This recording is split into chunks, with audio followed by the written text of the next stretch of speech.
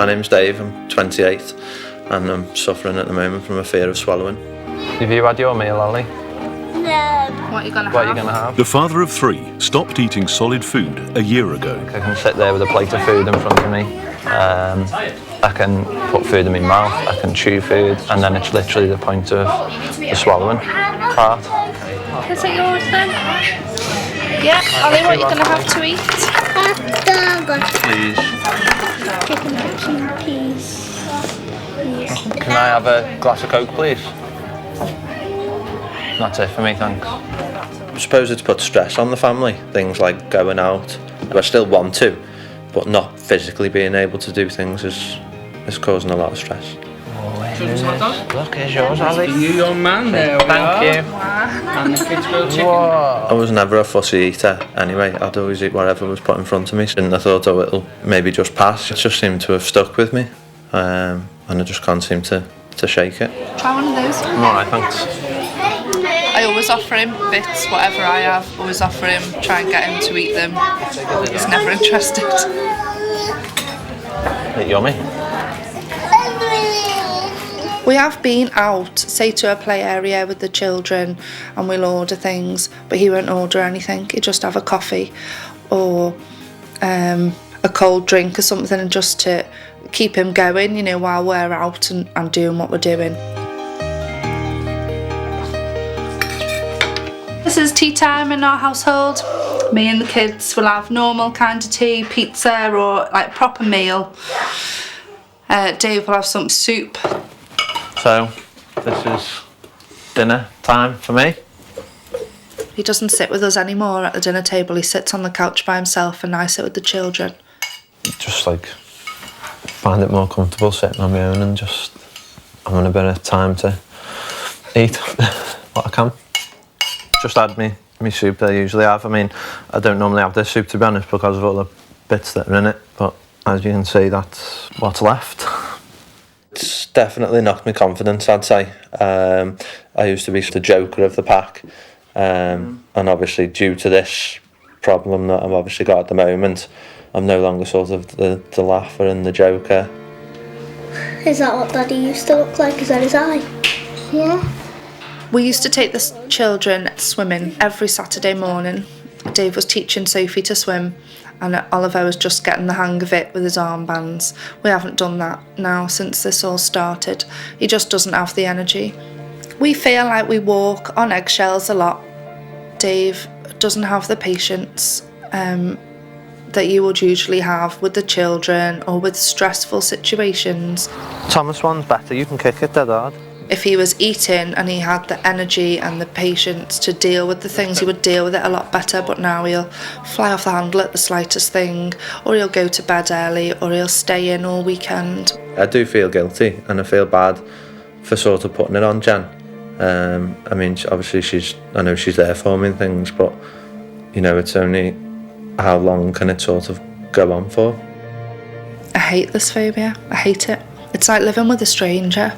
I married this man and all of a sudden I'm now living with another that I don't really like very much. She is worried about me. She's obviously wondering, you know, where this is going to end. I still love him. He's still in there somewhere. But I feel like he's disappearing and that's not what I want to happen. I don't know whether I can say it's a depression as such, but just to be total opposite to what I used to be. It's taken him away from us and that's what I feel like. He's so wrapped up in it. Dave and Jen have been married for 5 years. I miss Dave. I miss the way he was. I miss the happy Dave. The Dave that I married. The kids miss him. Dave is 6'2". Over the past year, his phobia has seen him lose a quarter of his body weight. So, just over 11 stone, not great. I can see it in myself every time I look in the mirror. He used to swim a lot, so he had muscly shoulders, muscly legs. That's all gone. He's just bones. He's literally just bones now. If someone could just literally click the fingers and change one thing at the minute, it would be to have the weight back. This is what I'm having to do at the moment. Obviously wear a belt with me work pants, because obviously if I don't wear my belt, this is the weight that I've lost due to this eating problem. And obviously if I'm not wearing my belt, you can literally put my pants down over my hips and they can just take them off without even having to undo them. Because he's already so thin. I don't know if he will end up in hospital. The doctors said to him that he will end up being, you know, put on a drip for fluids, put on a drip for vitamins, because he's not getting the nutrients he needs. I mean, I don't know obviously what the sort of future holds, whether if this was to carry on, whether it would be sort of hospitalisation or, you know, whether I'd stay at this kind of level for, you know, for the rest of my life kind of thing, but it does worry me. And we just want him back. I know it sounds silly because people might think, oh, it's only eating. And people say to him all the time, just eat, Dave, just swallow. And if it was that simple, he'd have done it by now. It's at a point now where 12 months on, something needs to happen and it does need to stop.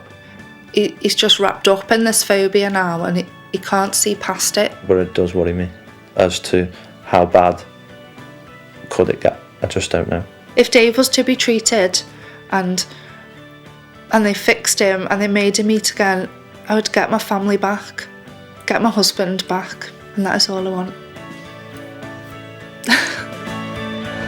The family must make their way from their home in Liverpool to Speakmans Hall in Manchester.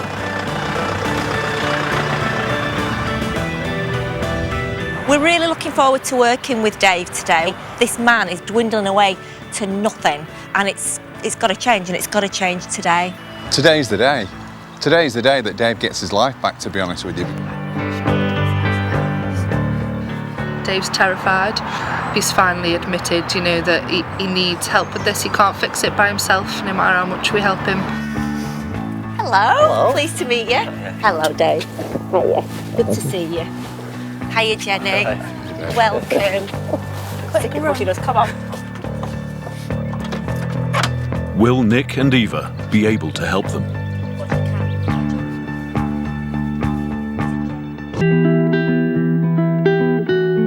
Dave Roberts hasn't eaten solid food for a year. This is dinner time for me. Soup. His health and his marriage are suffering. So just over 11 stone, not great.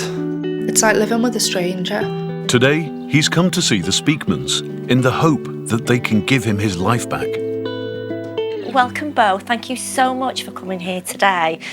Nik and I, we want to know everything about what's brought you here today, really. So February 2013, something happened, and Yeah. what was it? What happened? We'd gone out for something to eat, hadn't we? Just to a local like carvery, and we sat down. We were eating. It was about halfway through eating, and I got some food stuck. It was like glazed ham, and putting it in my mouth, chewing it, and I don't know whether it took a breath. Maybe I wasn't expecting it. Took a breath, and it got lodged. And then for sort of like that split second, it's like panic sets in. You know. Could you breathe? No. Can't breathe, it's stuck, it's not going anywhere, and I'm kind of like frozen. But then I managed to sort of clear it.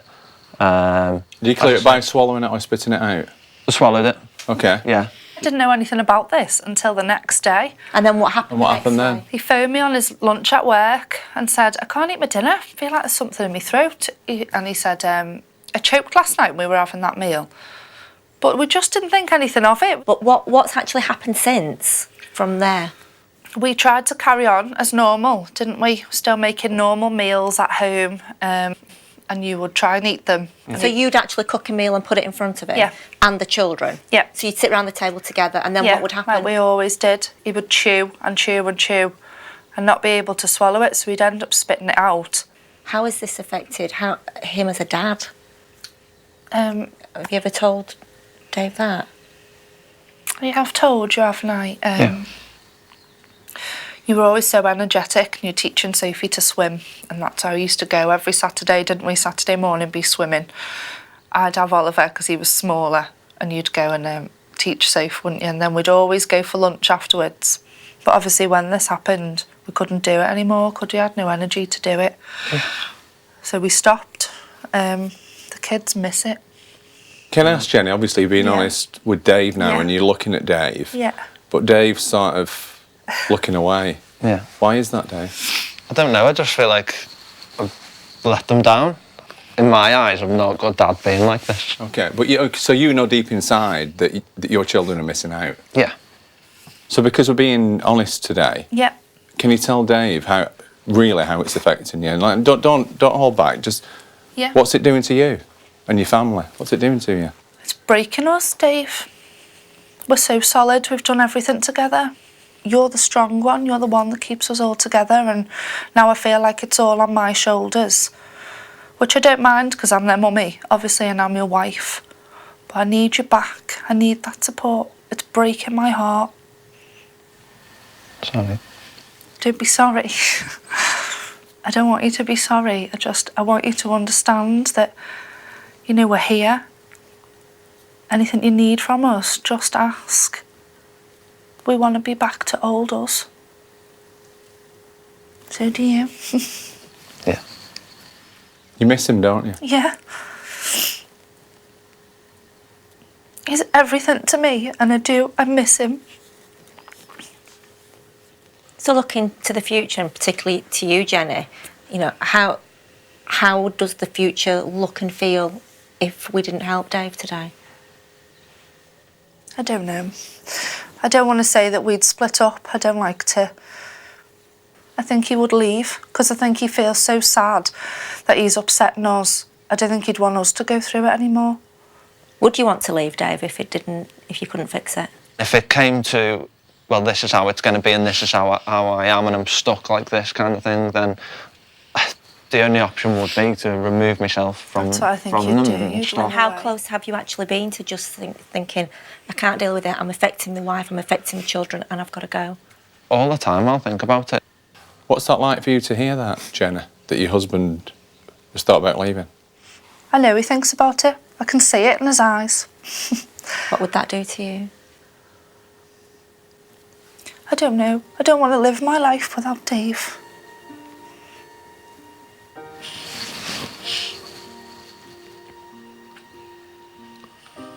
It's just a horrible situation. I've never been like this. I've never felt like this. you're lost, yeah, isn't it? it's so hard to explain. I mean, a simple thing of sitting down and eating a meal. Everybody does it. I've done it for the last 20 odd years. Why now? I'm 28. Why now is this happening to me? Why can I not sit down and eat? The Speakmans have asked the family to write letters to each other, saying how they feel. Dear Dave, I'm so proud to call you my husband, and if this past week has proved anything, it's proved just how brave you are. And over the past year, you've changed both physically and mentally. The man I married is still in there somewhere, and I know that you can beat this. This letter is just a few words to tell you I love you, the kids love you, you're the best husband or daddy that we could ask for. Always and forever, Jenny.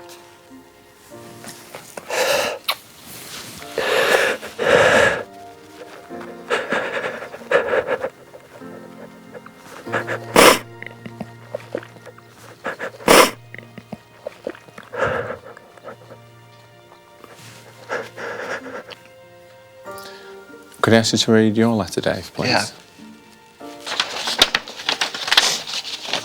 Dear Jen, I just wanted to let you know how sorry I am for putting you and our children through this problem I've faced for the past 12 months. I'm so lucky to have you. I just want you to know this.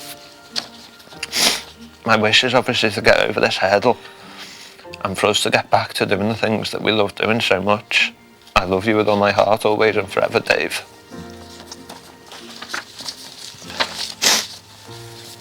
We both said always and forever. Could I take Sophie's letter? Yeah. Do you mind if I read it? No.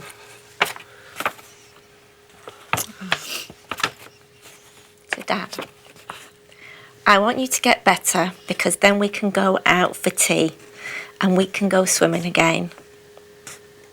I wish that you could get better so that we can do the things we did when you could eat. Lots of love, Sophie and Ollie. With a smiley face, 2 hearts and 2 kisses.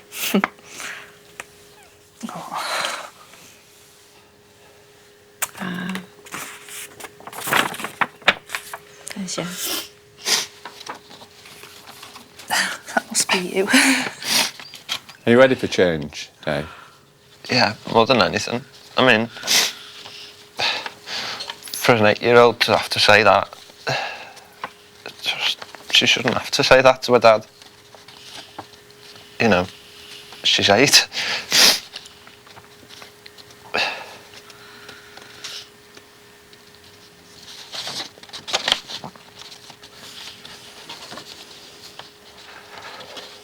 I'm sure that obviously it's affecting your little family unit and obviously yourself, Dave, and I really feel for you all.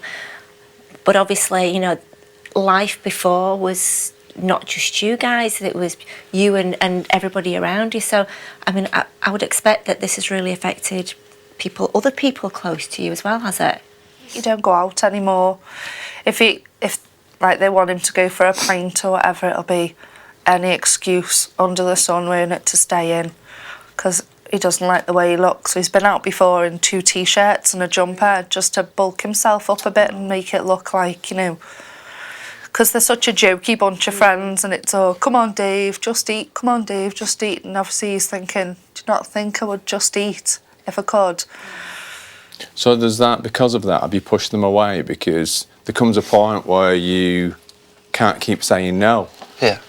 And because I know that one of your friends, Mike, does want to come here today. We would like to meet Mike and have a little chat and see what Mike's perspective and your friend's perspective on the situation is. Yeah. Is that all right? Yeah.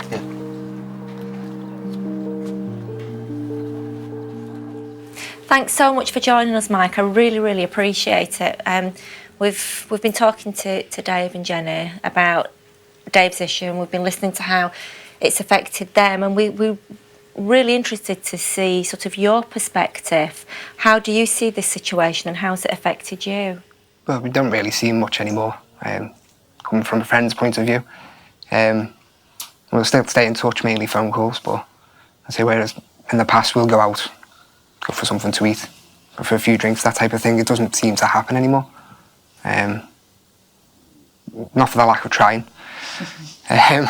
What was Dave like in the past, like before this all happened? The Phobia for one, phoning everyone up, trying to get us all to come out himself, yeah, organising everything. Having to try and get him to come home rather than getting him to come out. So you're saying that this was the life and soul of the party? He really was, yeah. Dave was a party animal, was he? Yeah, he really was. But I say that does seem to have changed. What's your take on it? How do you see this issue? I say I've spoken to Jen before in the past about it. I didn't obviously realise Dave's very good at hiding how things can affect him. So obviously I didn't realise how serious the situation was. I knew there was problems, obviously speaking to Jen, but not as serious as obviously how much it's gone now. You said that Dave's good at hiding, but he's physically changed, hasn't he? Yeah. How does that make you feel looking at him now? I would say, again, it's like a shadow of him for myself, really, from what he was. It's not good at all. And again, I have spoken to him about it, but trying to get him to open up can be difficult sometimes. But today's all about opening up, so can you tell Dave what it's like for you? And your friends? Yeah, it's not nice. I mean, we miss you type of thing, you know. As I say, you used to be there, getting everyone else out. It used to be hard for me to get out. I can't keep myself inside the house now. Because it's just trying to get you to come out. It's all very well and good coming out for a game of golf type of thing, but just being around, coming out, you know, going for a meal with the kids and the family and that. We used to go trips to Wales and that for the day with the family, but it doesn't happen anymore. Don't get the phone calls. So let me ask you, Mike, knowing that what blokes are like, do you feel that a lot of them have just given up on it? I don't suppose a lot of them have given up. I think it's more they don't know what else they can do. So they used to be able to tell me anything. It just seems to have gone. And I don't know if that's affecting it even worse. I don't know, because he's got Jen to speak to, but I don't know. Doesn't speak anyway, does he, Mike? No, it just seems to have stopped. But what you're saying, Mike, is what Jen said earlier. She just wants the old Dave back. Yeah. I think everybody wants him back, don't they? Yeah. say life and soul of the party just seems to be a shadow now. So I think that's what you want too, isn't it, Dave? Yeah, more than anything. Yeah, I want to be the one taking the mick out of these lot, not the other way round. I don't want to be on the receiving end of it. So, if we're successful with our therapy today, then this is actually the last time you'll see Dave like this. that'd be good. That'd be brilliant. So, are you guys ready to leave us to do our thing and leave us with Dave? Are you ready, Dave? Are you ready to change? Yeah. Is this your moment? Today. It is, isn't it? Today is the day. I've never seen Dave cry, not like that before, about anything, so it must be really affecting him. He's obviously been keeping it a secret, trying to be strong for us, but there's no need anymore. I've got to say that seeing Dave get upset and emotional, I was really fighting to hold back the tears, because it's just, you know, he's, even as an observer, as a third party, to just look in and see what's happening is heartbreaking. So for the family, for Jenny and for the children, this just must have turned their lives upside down. Right, Mike, are you jumping in? Yeah. All right, buddy. Take care. Cheers, mate. Yourself out. Thanks. So, Jenny, before you go, it's the last time you're going to see Dave like this. So, What would you like to tell him? Just, I love you. Love you more. Good luck. Love you. Thank you. you're welcome.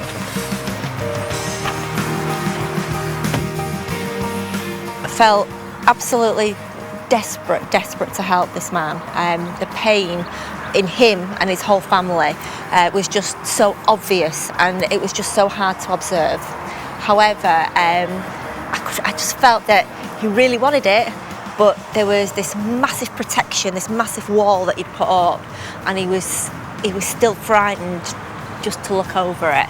So first instinct was, this isn't going to be easy. Feeling nervous, bit worried, unsure of obviously what's going to sort of happen, but in the same time I know it's obviously for the good, and hopefully I can walk away from this back to normal. I mean, ultimately, we just want to give Dave his life back, because he's not Dave anymore. We want to give him his life back, and to do that, he's got to eat solid food, and we've got to see that. We've got to go through the process with him, starting off. Obviously, he's not had solid food for a long time now, so we've got to take it gradually. But yes, by the end of today, we want Dave eating solid food. For the past year, 28-year-old Dave Roberts has only eaten soup. During mediation with the Speakmans, he realised just how much his phobia was hurting his family. I don't want to live my life without Dave. He's desperate to change. Why can I not sit down and eat? So Dave, knowing that your diet is so restricted, and knowing how you've had to adapt your life, in this cupboard here, I've got a representation of every Christmas, every birthday, every anniversary, every birthday party, every piece of Oliver's or William's or Sophie's birthday cake.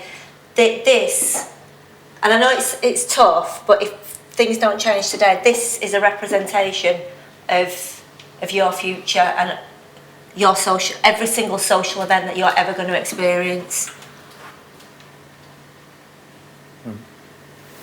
Doesn't look fun, does it? Don't look exciting to me. Not in the least. Not at all. And can I just ask you a question, just because I've not established this anyway? If you do see something like, for example, I've got a plate of biscuits here. Yeah. What do you think instantly, me showing you that? Don't know, just doesn't interest me. And did you used to eat biscuits? Yeah. And you enjoyed them? But looking at that, it doesn't interest you, or is it just like you've switched it off and it's just not even an option? Yeah, it's just kind of, I just blank it out if you like, kind of thing. It's just... But have you blanked it out because you're frightened?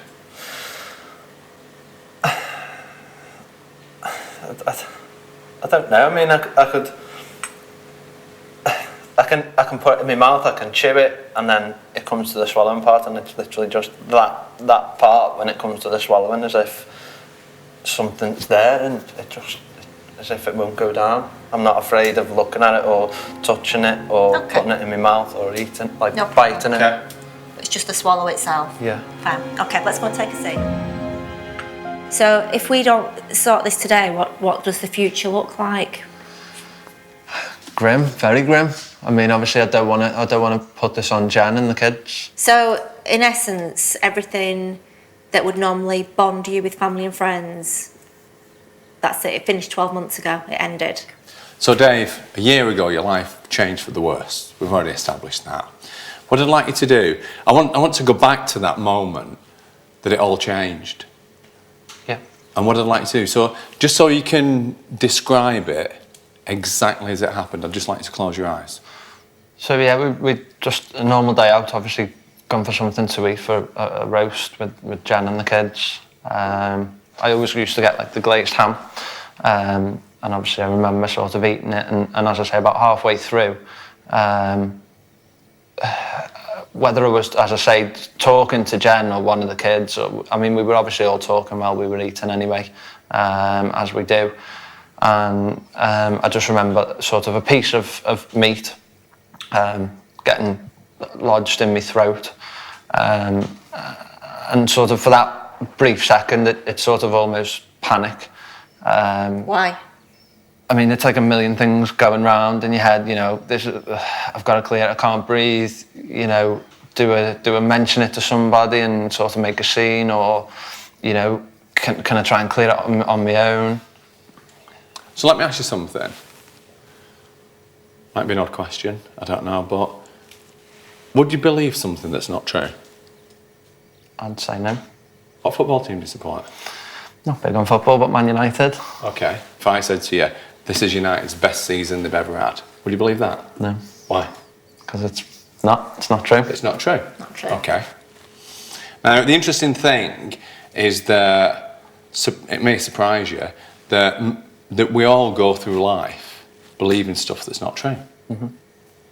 Because we interpret things in the moment, and therefore we believe that that's fact. So, the thing that started all this off, the culprit, I'd like to revisit it. So I've got something to show you. This, a mouthful of ham, is what's ruined your life for the last year. Mm-hmm.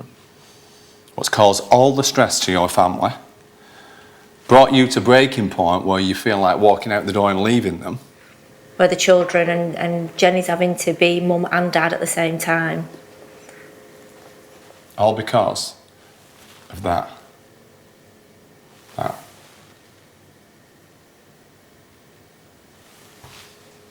It's silly, it's daft. And you know what's even dafter? The fact that nothing happened. You see, if you were sat in front of me and said, Nick, but do you know what happened? I choked, I died, they got the ambulance, they brought me back to life. And I thought, oh my God, I better not do that again. I get it. But what I don't get is that, let's say that it was life-threatening. And I know it felt life-threatening because this is why this was set up in the first place. Yeah. Because ultimately, in that moment, you felt that you're going to die. And in that moment, what then happens is that your mind says, if I survive this and I don't die, what is it? What's causing this so I can avoid it in the future? Does that make sense? Yeah. And you came up with the fact that it was your throat that caused it. Mm-hmm. Is that true? Yeah. So here's the thing. You know that it's not true. And in my experience, only a complete idiot will believe something that's not true. Is that fair to say? I'm not going to go at you. Is that fair to say? Yeah. It's not true. Yeah. You were born being able to swallow. You swallowed proficiently for many, many years. You even swallowed brilliantly on that day because it went down. Yeah. You could have coughed it up, you didn't but choke, instead it went down. So it actually did exactly what it was supposed to do. The only difference was that in that moment, because you were in a panic state, you created what's known as a schema, and that's like a reference in your brain. In that panic moment, what was it? What do I need to protect myself from? And it was swallowing. How long have you been driving? 5 years or so. Okay.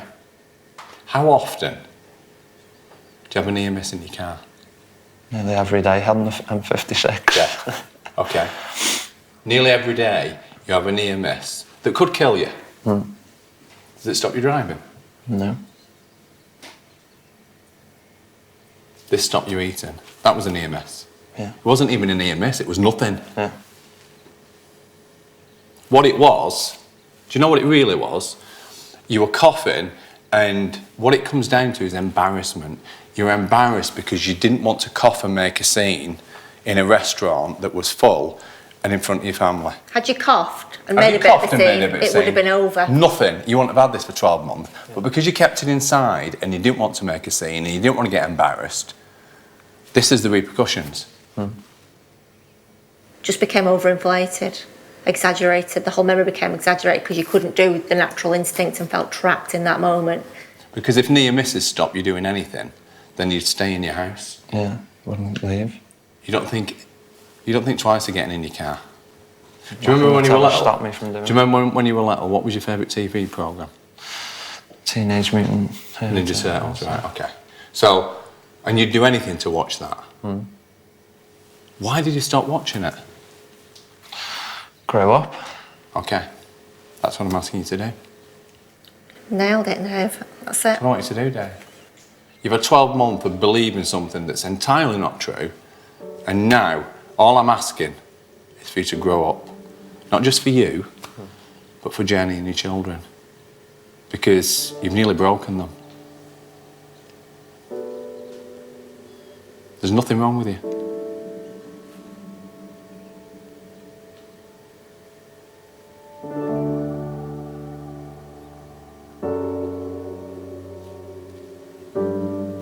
Time to start eating again, is it not? Yeah. Set yourself free.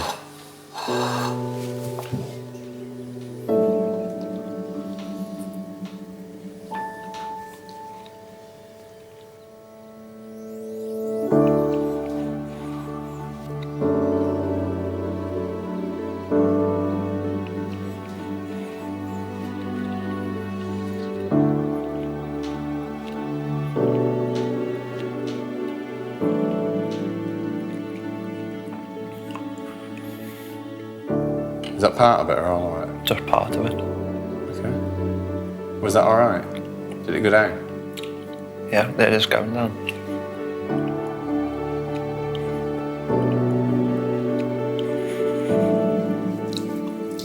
Go. Yeah. How does that feel? Better than it has been. I'm still... I don't know, it's still... Sorry. It's just stupid. It's going. Did you just swallow, yes or no? Yeah. Great. You did it. Was it easier, yes or no? Yeah. Dave, you just swallowed. You said it's just stupid. It was stupid. Yeah. And we all do stupid things.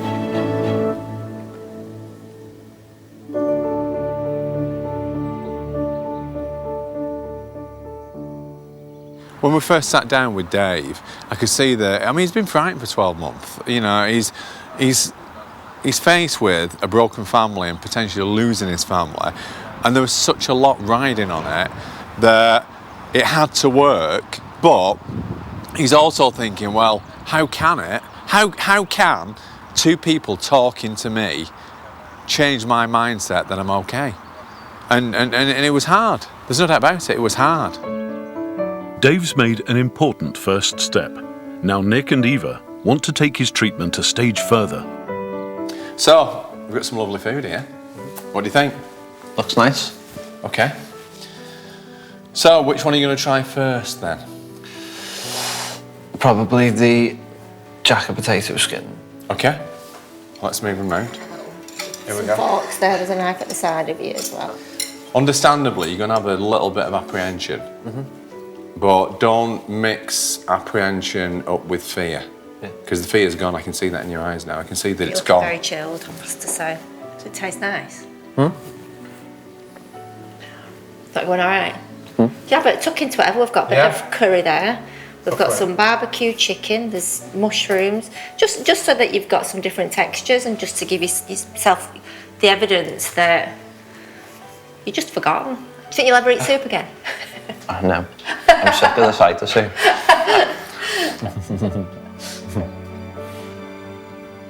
The fact is that Dave and like so many people out there, they have one incident that's traumatic and suddenly they create this belief that completely changes their life. But it's something that they made up in an instant. And that's the great thing, that there's so many people out there thinking, I've got this huge problem, it's going to last forever. If it was created in an instant, it can also go in an instant. I'd never have thought 12 months ago that not, sitting there in front of a meal and refusing it, or just not being able to eat it. I couldn't ever imagine it, ever. And to obviously have gone down this road now for the last 12 months where I've denied myself obviously eating properly, and obviously denied my family from doing the things, that we used to do. It makes me feel sad in a way, the fact that I've wasted 12 months of everyone's time. I'm just glad now that it's, that this is the day that it kind of stops and we can get back to being normal again.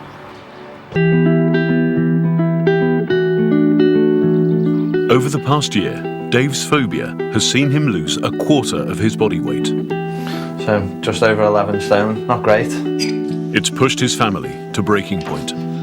It's like living with a stranger, and we don't want to live with that man anymore. We just want the old Dave back. In just one afternoon with the Speakmans, Dave managed to take a giant step forward. Set yourself free. And finally eat solid food.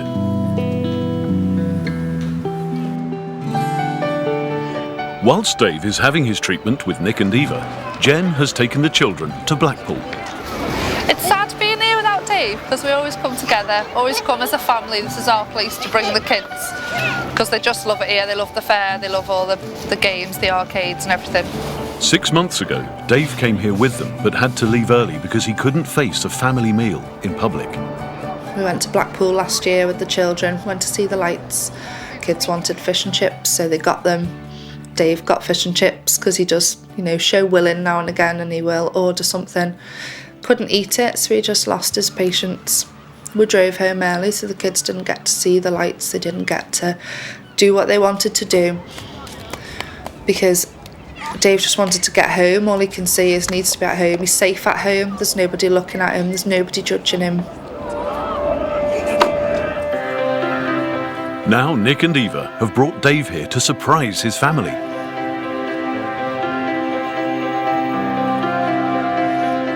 Jen? Dad? Ollie? Hiya. Hello. You alright? Yeah, are you? Yeah. Love you. Love you. Did you eat? Yeah. Proper food? Proper food. I don't know what to say. Don't sit down. Ollie? Hiya.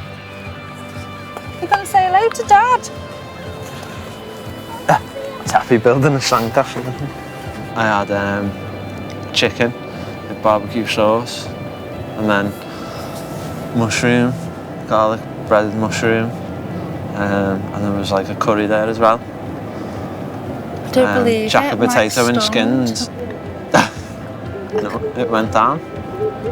I'm so proud. I'm so pleased. Love you. Love you.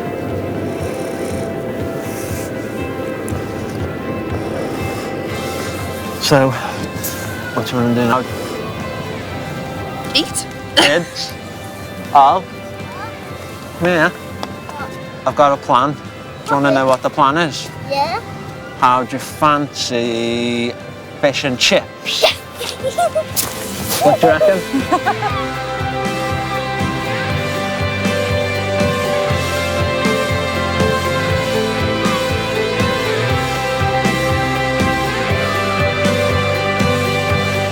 For the first time in a year, will Dave and his family be eating out for tea?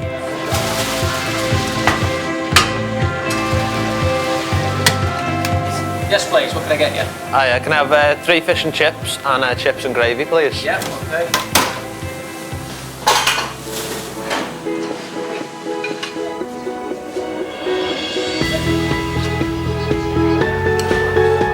Good chips.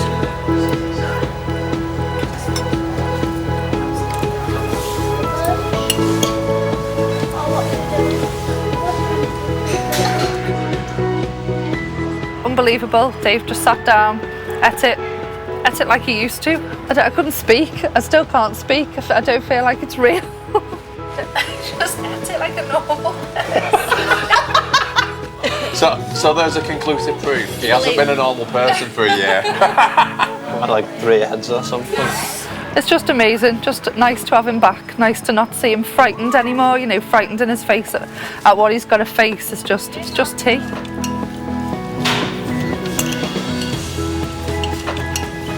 You know what? We always hope that we're going to get a result like this.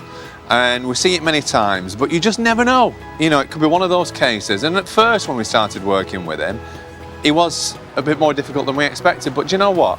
What a payoff. What a payoff. How fantastic. It's hard to explain what the Speakmans do. Like, obviously they were, you know, we're just sort of having a chat in their kitchen kind of thing. It wasn't anything out of the ordinary. But when they sort of like ask certain questions and things, it does put obviously the issues they had into perspective and things like that. And, you know, it does make you think, it does make you realise. I'm so pleased we came today.